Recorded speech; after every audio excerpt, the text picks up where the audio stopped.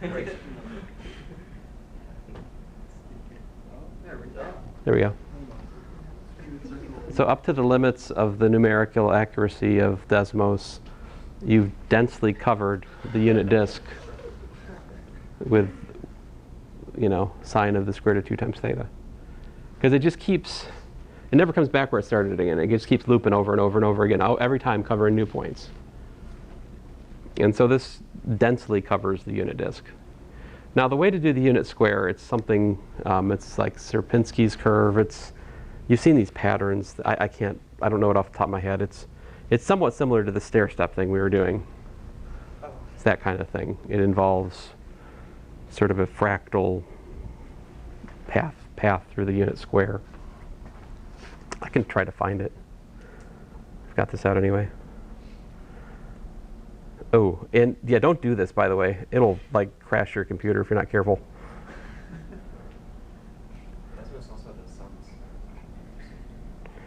I said close.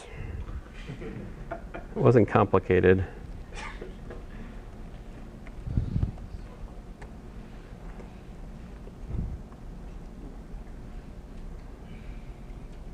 So there's the piano curve. Here's the one I was thinking of. Oh, this is the Hilbert curve. That one. And let's see, do they have the Sierpinski? No, I guess not here. Maybe I'm thinking of something else. Oh, there it is. Yeah, this one. So there's all kinds of these things, right? You've seen a lot of artwork, and I think that this part of this corner of mathematics, it influenced arts and pop culture in the late 19th century. So you see some of these things in magazine covers and all kinds of things, right? But anyway, let me go back to our course. Stop playing around here. If you guys have a specific question about homework, I'm happy to field it at the moment. So we're in mission 4. And so I think I gave you the tools you need to cover these first problems here, dot product of vectors, right? Unit vector, standard angle, magnitude. Oh, right. I just now remembered what I forgot to do before. I knew I was forgetting something.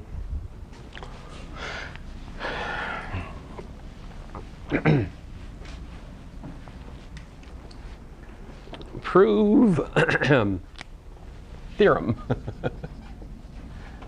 d dt of a dot b equals dA dt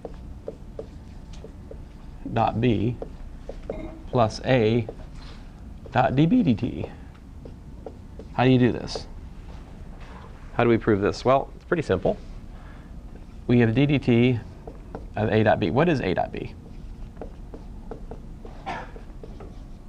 It is, by definition, a1 b1 plus a2 b2. We're in Calc 2, so you don't have to worry about the third dimension, right? Unless you're in my physics class, and there it's always with us. But then you've got a1 b1 plus a2 b2. These are functions of time. So what do we have to do? You have a product of functions of time. You need the product rule, right? So we have dA1 dt b1 plus a1 db1 dt plus dA2 dt b2 plus a2 db2 dt. And then what you got to do is just group things. See here, this guy and this guy put together, what do I have? I have dA1 dt plus dA2 dt. Oh, my bad. Good grief. Let me make it a vector. dA1 dt comma dA2 dt dot product with b1 b2. That's the blue terms.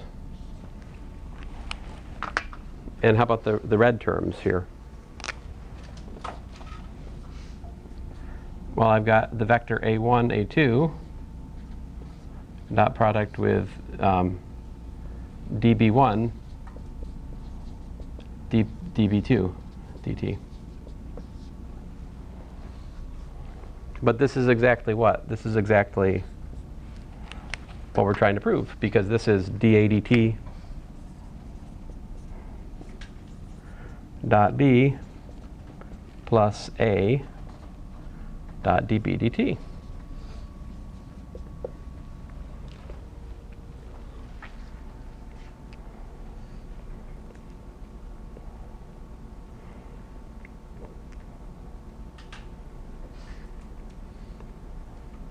Oh man, there's a lot of problems in this homework, isn't there? So I said we should prove in lecture for problem 182. Well, we just did that. All right. So here's a hint for problem 182 while we're at it.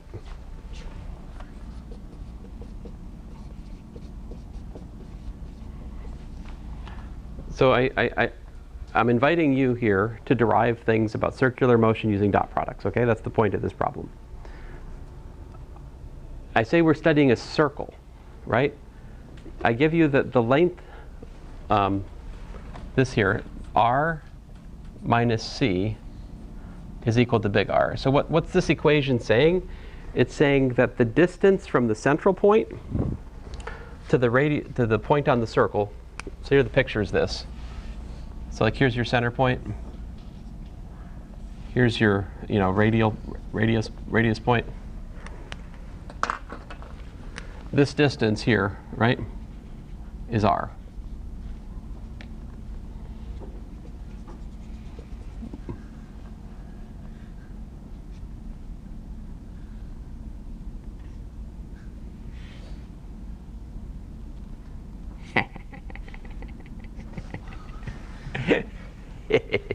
That's permanent. No one's using it. The room is improved for this, right? Tell no one. Anyway, so the distance, this is the displacement from C to R. This is the C vector.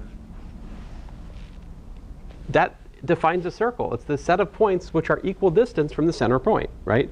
This is a natural geometric definition of the circle that's independent of like Cartesian coordinates, right? It's purely vector geometric. How do you write that equation in terms of dot product? Well, what I would do is I would square the equation, because that makes it nicer. And remember that the length of a vector squared is what? The dot product of the vector with itself. So the equation for the circle I can trade for this. R minus C dot product with R minus C equals to R squared. And that's the formula you want to think about for answering the questions in this problem.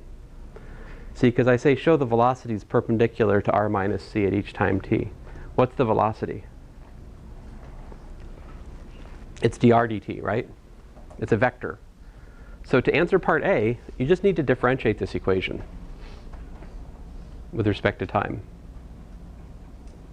And when you do that, you should keep in mind that the velocity is dr dt. And you should also keep in mind that we have a product rule. So you can think of A and B as both being equal to R minus C in the application of the product rule.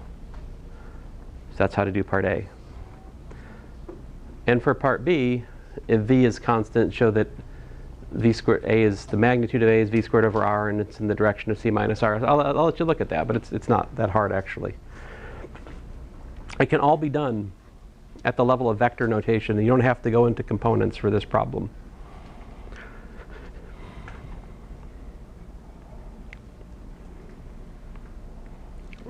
Well, anyway, I'll let you guys go.